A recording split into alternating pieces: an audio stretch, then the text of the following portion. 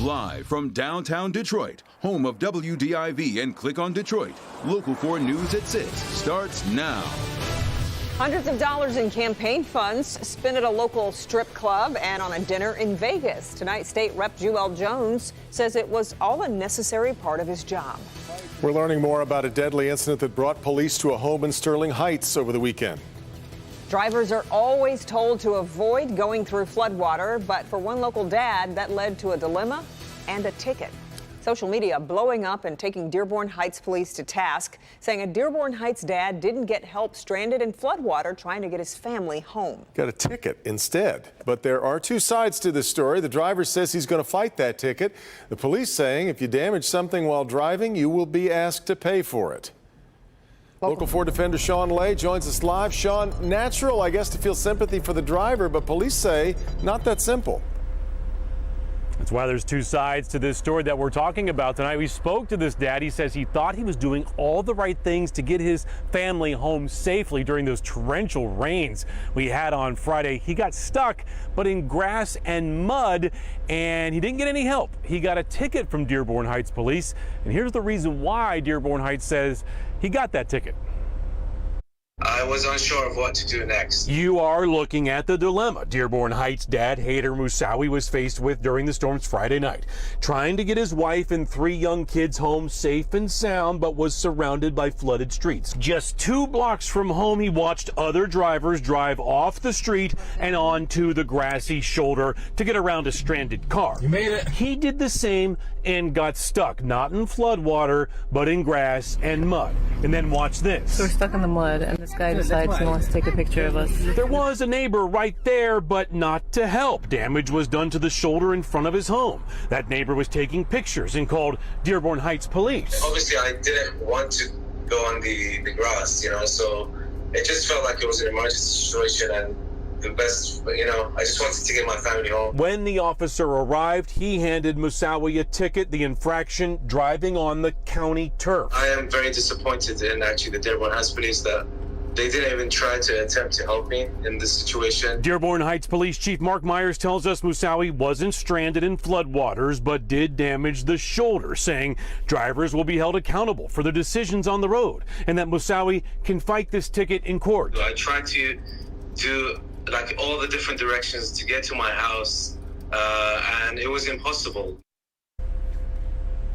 Back here live, the chief saying that in some of these situations, simply pulling over if you're 2 blocks away from the house, parking the car and walking the rest of the way. But he says, look, he's got to go to court, fight this ticket. It could get thrown out, or he could be asked to pay for the damage, as you saw on that shoulder, Devin.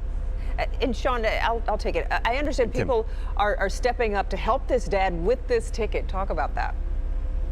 Yeah, in particular, a local attorney here in Dearborn and Dearborn Heights says, I'll take your case for free, and I'll try to get that ticket thrown out for you. So we'll see what happens. Yeah, we will. Okay. Sean, we appreciate it. And speaking of the storms, DTE says 61,000 customers are still without power after 3 tornadoes ripped through southeast Michigan Saturday night. They hope most of the power will be restored by tomorrow night. Crews and neighbors in Armada and White Lake were out today working to clean up the damage from the multiple EF1 tornadoes there. State of emergency has been activated in Armada, and White Lake is requesting that a state of emergency be declared there too. Now, a Local 4 News update. We're learning new information about a murder in Sterling Heights. The victim has been identified now as 48-year-old Kathleen Hales. Officers were called to a home around 3 Saturday afternoon on Charlemagne Avenue, and when they arrived, they found Hale's body inside. We are told a person of interest has been taken into custody, but there is no word yet on possible charges.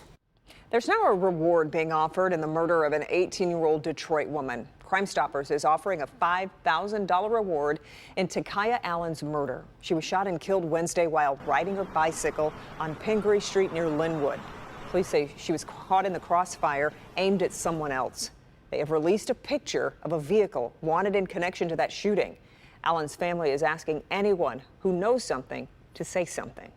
If you know something about this car, this situation that happened to my daughter, my beautiful daughter, call Crime Stoppers. Let them know she didn't deserve this. And the people that did this to her, they need to come to justice. Anyone with information is encouraged to call 1-800-SPEAK-UP. You can remain anonymous. Expensive dinners are often a normal part of doing business, but some recent spending of campaign funds by State Rep Joelle Jones raising a few eyebrows. In a required filing, Jones openly discloses he spent hundreds at a local strip club and in Las Vegas. As Priya Mann reports, State Rep says that's part of the job.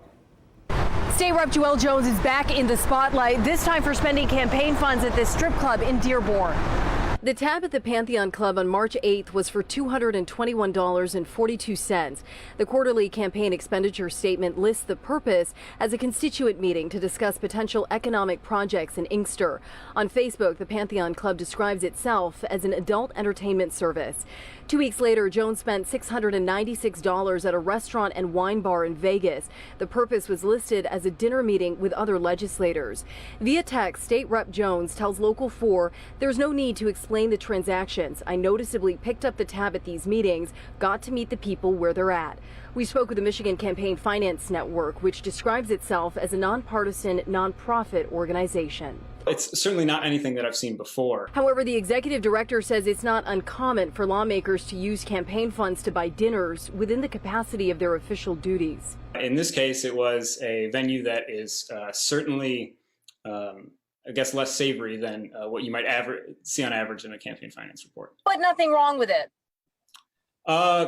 There's nothing wrong with it under the law if it is indeed for an office-related expense. That said, of course, it's often up to the voters of his district to decide as well whether they believe that. In April, the lawmaker was arrested for drunk driving after crashing his car. Jones is accused of struggling with troopers, allegedly saying he'd called the governor and had oversight of the MSP budget.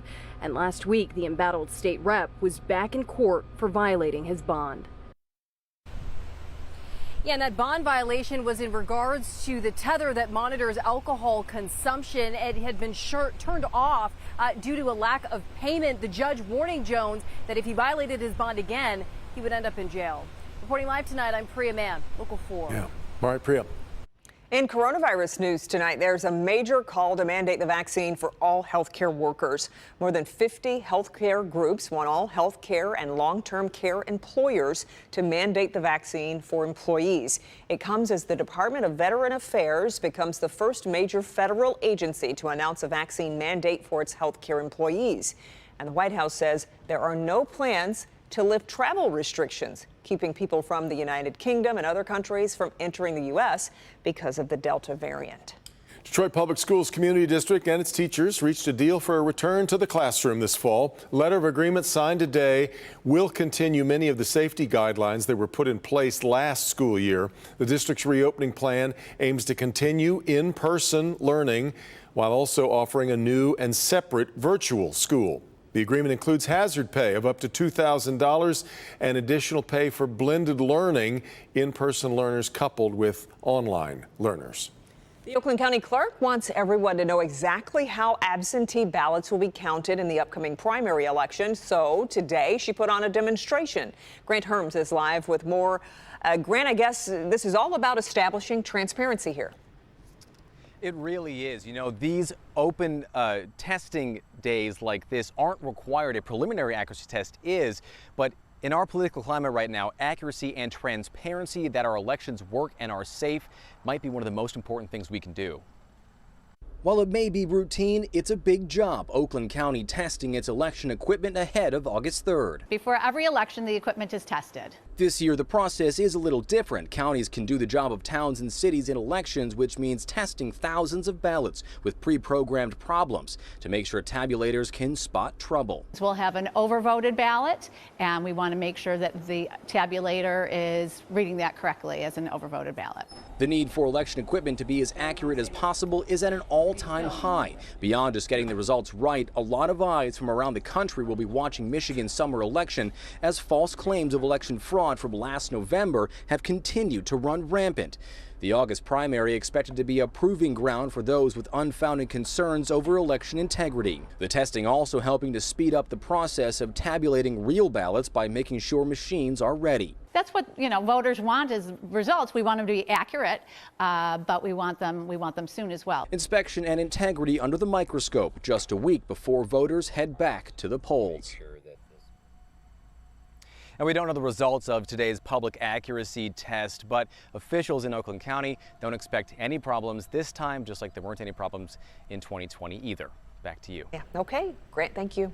All right, still ahead here at 6. Talk about a hands-on job experience, the amazing opportunity some local college students are getting to work with the Wayne County prosecutor. We'll have that coming up, and here's Ben. Kim and Devin, showers and thunderstorms back tomorrow, and it is not our only shot this week. Find out if these storms will be as strong as what we had to go through this weekend. Amanda Chittister's parents can't be in Tokyo to watch her heroics on the softball field, but they are in Orlando with other Olympic parents. I mean, people are cheering, and it's been great. What it's like in that convention center with all the parents, and I get some predictions for the softball gold medal game. Next on Local 4.